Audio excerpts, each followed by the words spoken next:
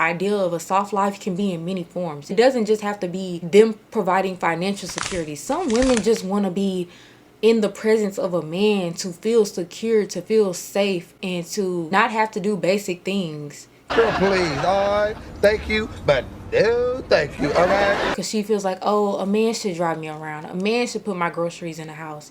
Girl, buy you a wagon and roll them groceries in the house. Hoping that a man will come along out of the blue and provide them with this soft life that we keep hearing about. As a single woman, I've had to create a soft life for myself. I actually do cuss a little. Do you? Also, yeah. What's your favorite curse word? Probably. Hey y'all, hey, what do she gotta say today? Don't let wanting a soft life make your life hard. Let's start by talking about the concept of soft life. It's all about ease, comfort, and resting in your feminine energy. And honestly, it's nothing wrong with that, ladies. It can be a great way to relieve yourself of certain pressures, relax, and focus on your well-being. But here's the catch. If we're not careful, this lifestyle can lead to becoming too dependent on a man for your financial security. This whole soft life era can actually make our life harder in the long run. We basically got to be wise in how we move. And isn't that the point of you watching this video? You're trying to elevate. You're trying to grow as a woman. I want to start by talking about something I see happening a lot. Women falling into the trap of desperation, hoping that a man will come along out of the blue and provide them with this soft life that we keep hearing about. They're desperate to find someone that's gonna swoop in like your superheroes and come and save the day and relieve them from their financial responsibilities. And I get it. As a single woman, I've had to create a soft life for myself. I completely understand wanting to be free from most of my responsibilities, if not all. Sometimes we all can get overwhelmed. But here's the thing, when we start chasing this type of lifestyle, we can make poor decisions. We lose sight of our ability to create for ourselves and instead try to rely on someone else to give us that security. And when that man or relationship doesn't work out, you're left in a vulnerable position, having sacrificed your independence along the way. The soft life sounds nice, but we can't make it let us dependent on another person for our own well-being. We have to be wise about how we approach it. Make sure you're not giving up your power or settling for less just to live comfortably on someone else's dime. Let's dive into how I just talked about that superhero complex. I think a lot of people expect for someone, a man or some relationship, to just swoop down, lift them up off their feet and just save the day, let them escape from all of their financial responsibilities, etc., etc. This desire for someone to swoop in and save the day and relieve you from your financial burdens is usually stemmed from unresolved daddy issues. Many of us may have grew up in a home with an absent father or a father who emotionally neglected us, and that can create a void that we look to fill later on in life. We can end up looking for strong male figures to fill that void. When we look for a partner to fill in that void, we might not realize how that can actually cloud our judgment. We start to believe that someone swooping in and saving us is going to bring us happiness. Like, y'all got to think about it. It's really a mindset thing. You have to recognize your own strength and ability to provide for yourself. That mindset can lead to unfulfilling and unhealthy relationships, trying to fill a void and seeking validation, if not financial security, from someone. And they might not be able to actually fulfill that emotional side. So you're left unfulfilled, empty. The father wound is not even being healed. It's important to acknowledge your feelings and understand where these things stem from. We have to take responsibility for our own lives and seek partnerships that actually fulfill us. Lose the mindset that somebody's going to come swoop down and rescue you from your financial burdens. That's not how it works. You, me, we have to take responsibility for our own lives and seek partnerships that actually uplift us rather than seeking a partnership that comes and rescues us from something. I have categorized soft girls into 3 types based on 3 real stories. The first type is the nurturer. I'm going to use Deborah Newell. If you guys haven't watched Dirty John, I'm going to try to sum this up without spoiling the show. But please go watch Dirty John, because on today's video, I'm using 2 of the women from Dirty John to explain these soft girl types. Y'all, and these are true stories. These are real women, real people. When I tell you Deborah embodies the nurturer type, I believe she still is a successful interior designer. She had created a beautiful life for her and her children. However, her partner's jealousy towards her children and her success led him to try to destroy her family. Literally. Even try to kill her daughter. Now again, I do not want to spoil the show for you guys, but just this part alone moved me so much. It moved me so much as a single mom, because I'm like, imagine being with somebody and they try to cause harm with your child. Like, it's so hard to even date in this age because so many people are weirdos. You can't trust nobody around your child. So single moms especially, be on alert, because there are men that will be out here jealous of your children because you provide for your children. You provide a soft life for your child. Like, isn't that what I'm supposed to do? I'm supposed to make it easy for them. They don't have to struggle like I struggled. They don't have to struggle like you struggled. And they will literally try to make your child's life hard, hurt them, ruin them.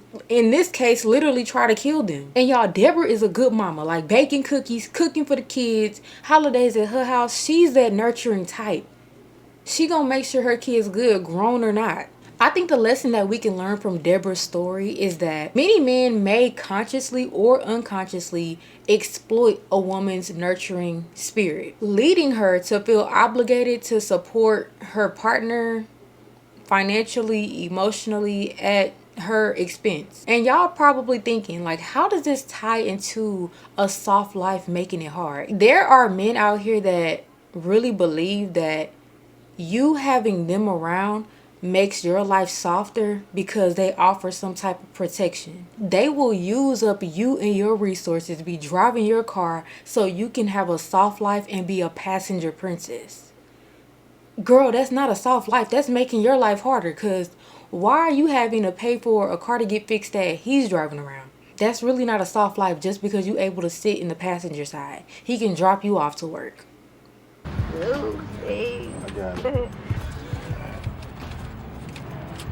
Stop. Oh,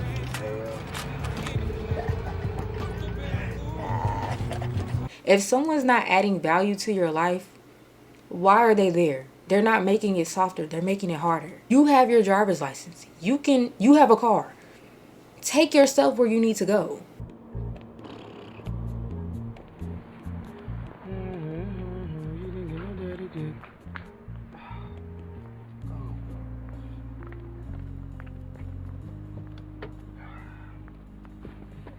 Big ol' your little girlfriend. How come you ain't waving at her today? I ain't thinking about that girl.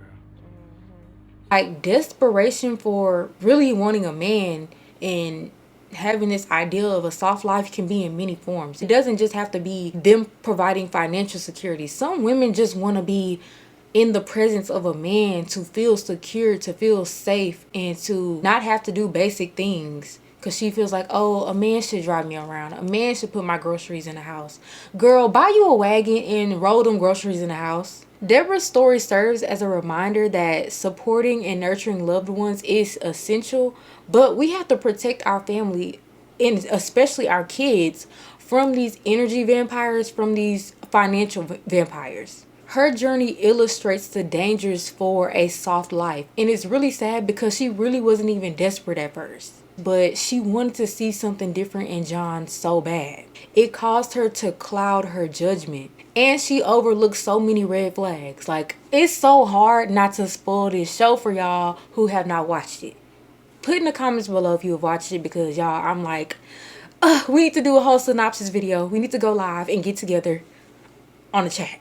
It's crucial to remain grounded in our identity and to protect our well-being and the well-being of our children as well, family as well, whoever. But especially for moms in this situation, I think that Deborah taught single moms a lesson as well. Like, you got to protect your kids from these people you don't know, trying to have a soft life or trying to have a dad figure for your son or daughter. Y'all, you can't be desperate for that. Let God work.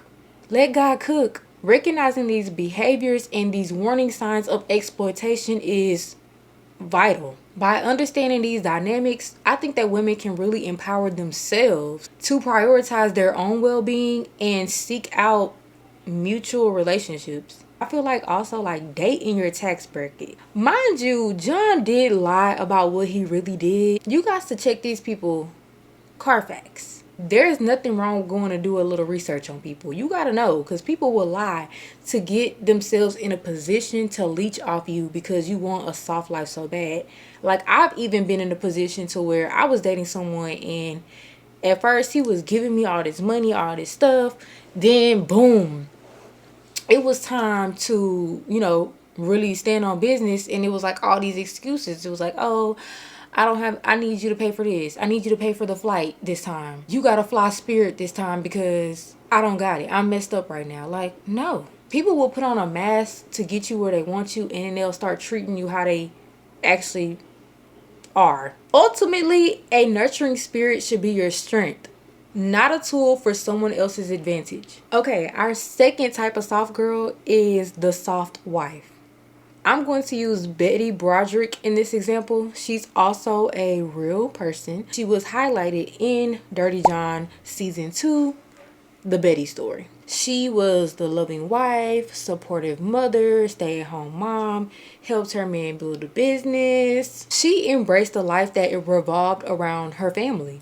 Unfortunately, her husband's betrayal led her to spiral out of control, led to despair and extreme actions motivated by emotional pain. Y'all, low-key, free Betty. I really might sound messed up for this, but I feel like she should be given a second chance because that was a crime of passion, y'all. That man literally did a lot of emotional manipulating with her, like playing with her, dangling her kids in her face, taking everything, and it was just like a lot. But that's why I'm making this video today, because some women can't handle that. They can't handle having to start over. They might literally tweak out, and now we have a woman behind bars for taking one of these men out of here, for playing with her emotions. 45-year-old Denise Malcolm is facing a first-degree murder charge in the death of her husband, Rowan Malcolm. A lengthy arrest affidavit lays out that Denise was, quote, at her wit's end with his lies and deceit over allegations her husband was cheating. Following a 45-minute fight, police say Malcolm shot her husband multiple times. While being a devoted partner and mother is fulfilling, we have to never stop. You can never stop building yourself up. Never stop growing as an individual. That's why I'm so happy that so many people have tuned into my channel, because that means we are ready to grow. We are ready to elevate no matter what the odds are against us. No matter if we are a stay-at-home mom, a stay-at-home wife. No matter if we are living a soft life or a hard life. We still want to grow. We still want to elevate. We don't want to hinder ourselves from opportunities because we're depending on a relationship, a man, or someone else to give us this lifestyle. So kudos to you if you are still here, if you're still watching this video. Don't forget to give it a thumbs up. Betty's story serves that putting your personal desires to the back burner can eventually backfire. No, Bernadine, you can't start the catering business this year. Why don't you wait a few years, huh? Yeah, don't start it right now. Wait 1, 2, 3 years. I need you to be the fucking background to my foreground. Whether through solely focusing on your family or your partner's success, this can lead to a messed up and tough situation for you if things were to change. As women, we have to prioritize personal development, our skills, and our interests. We have to ensure that we can remain self-sufficient and be able to enter the workforce if need be.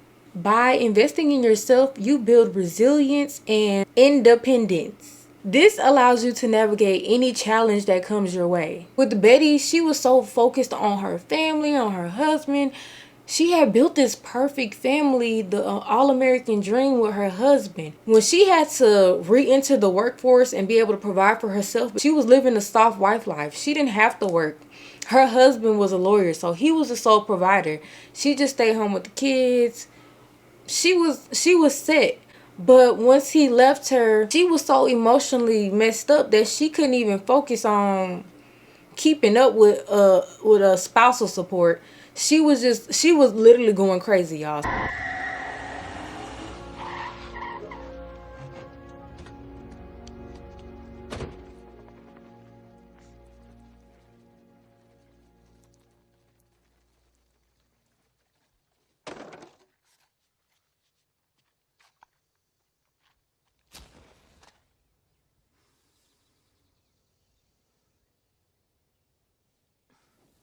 So he started taking spousal support from her, and she had to end up getting a job as a preschool teacher. And I used to be a preschool teacher, ironically. So, you know, there's nothing wrong with being a preschool teacher.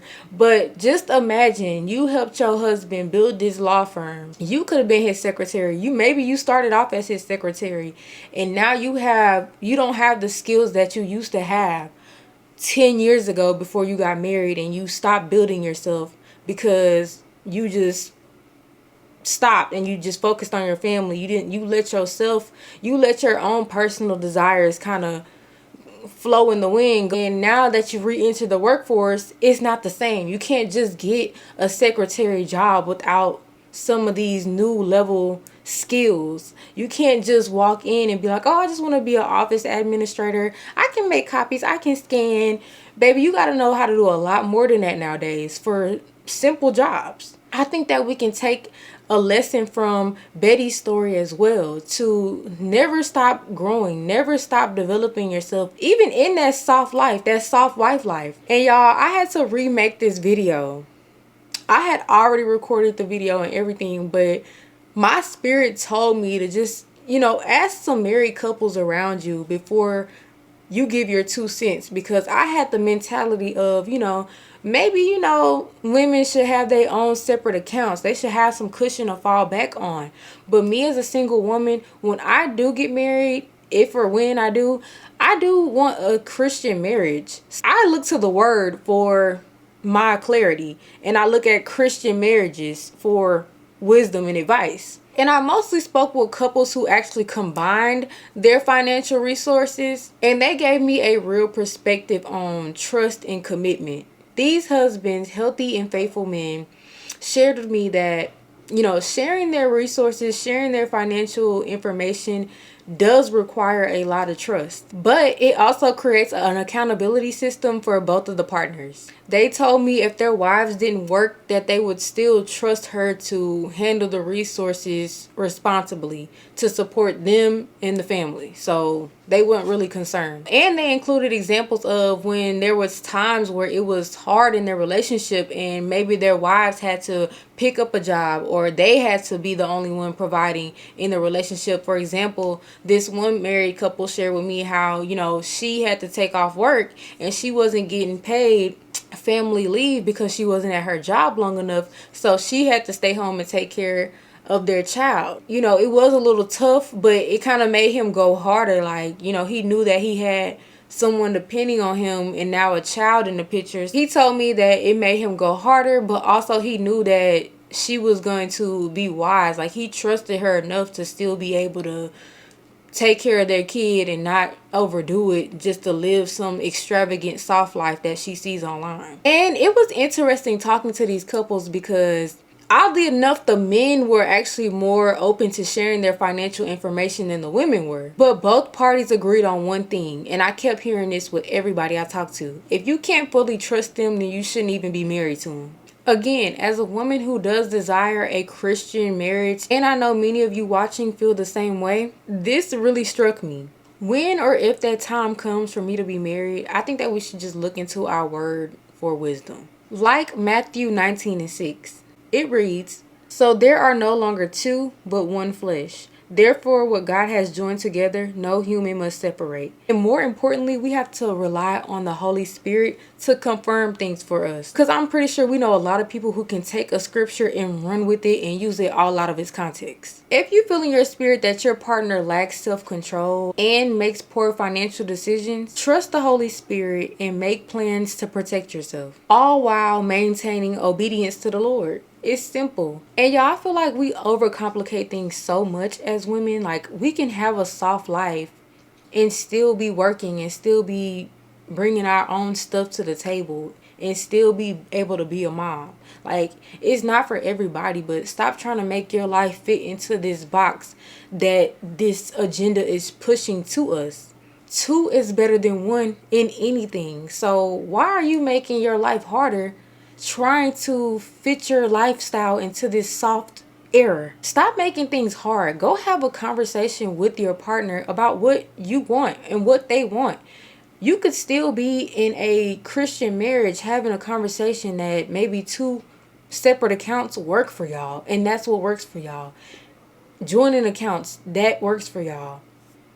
Nobody can tell you how to do your marriage when 2 come together and become 1. So what y'all agree on, y'all are in one accordance with that, then that's what it is for y'all. Figure out what works best for the both of you. The last soft girl type I'm touching on today is going to be Halle Bailey, the rising star soft girl type. Literally, she's at the peak of her career. The first black Little Mermaid at that. And that is a groundbreaking achievement. However, her experience with DDG just highlights how our vulnerabilities in dealing with our personal life and our professional aspirations can kind of coincide if we're not careful. At a time when she was at the height of her career, she found herself to be pregnant. Before marriage, which is something that I can resonate with because literally, y'all, my senior year of college, I graduated with Chloe on my hip. She wasn't even 1 yet, I don't think. She may have been literally just turned 1 a few months ago. But my junior year, I was almost done, y'all. And like senior year, I had to cut so many hours in my classes because now I had a baby to take care of. I had to work to make sure she could go to daycare while I go to school. My family was helping me. It was a lot. You know, I was pregnant my junior year, waddling around campus, and it was just hard, y'all. I remember my water actually broke in class, but I didn't even know that it broke in class because I was like, I was so big at this point that I thought that I was just like kind of, you know, peeing on myself a little bit. When you pregnant, you'll know. When you at the end, y'all, literally you can sneeze and some pee will come out. It is what it is. It's so much pressure down there that you literally can sneeze, you could cough, laugh, and some pee gonna come out. And while my daughter was a mutual decision between me and my partner, it's important to realize how our emotional thinking can sometimes hinder us. As women, we like to desire the soft things in life while also achieving the hard things, like advancing our career or achieving personal milestones. It's completely natural to want a family, want a baby, want love, you know, the soft things alongside our ambitions. However, we have to remember not to let these soft things overshadow our aspirations. It's about balance, baby. Make sure your emotional needs don't lead you into situations that compromise your goals or future stability. Halle's journey reminds us to pursue our goals fiercely while also being mindful of the choices that we make in our personal life. The desire for a soft life centered around nurturing in Halle's case, such as wanting a baby, y'all, that is like an example of wanting a soft life. There's some women who are successful that just want a baby. They want something to nurture. They want a man to just be around so they can have this family, and even though that they're successful, they want a soft life. Like, a soft life doesn't just mean somebody coming in and providing financial stability. That is the main concept, but it could also be fulfilling an emotional need too, to make you feel softer as a woman. Like, a lot of women want a baby to have something to nurture, but we can't let that nurture spirit cause us to get complacent with personal development. Women might prioritize their nurturing roles over their own growth and self-improvement. This can usually hinder us when we have to adapt to changing circumstances and new opportunities. So ladies, remember, don't let a soft life make your life hard. It's all about finding that sweet spot where you can still be soft, enjoy the good things in life, and stay smart about your goals. You can be both soft and strong. Stop letting this whole, oh, she's masculine, get in your head. Y'all, you can't. Shh. Go watch my social media advice video. Now, if you love this video today, don't forget to give it a thumbs up, subscribe, and share with another girl. Share it with another soft girl that you know. And share it with somebody that you know needs to hear this. And don't forget to leave a comment below and let me know your thoughts on this soft life trend and how you're managing to keep things balanced in your life. Okay, I can't wait to read them all. I love you guys, and I can't wait to see you guys on the next Talk with Tweet.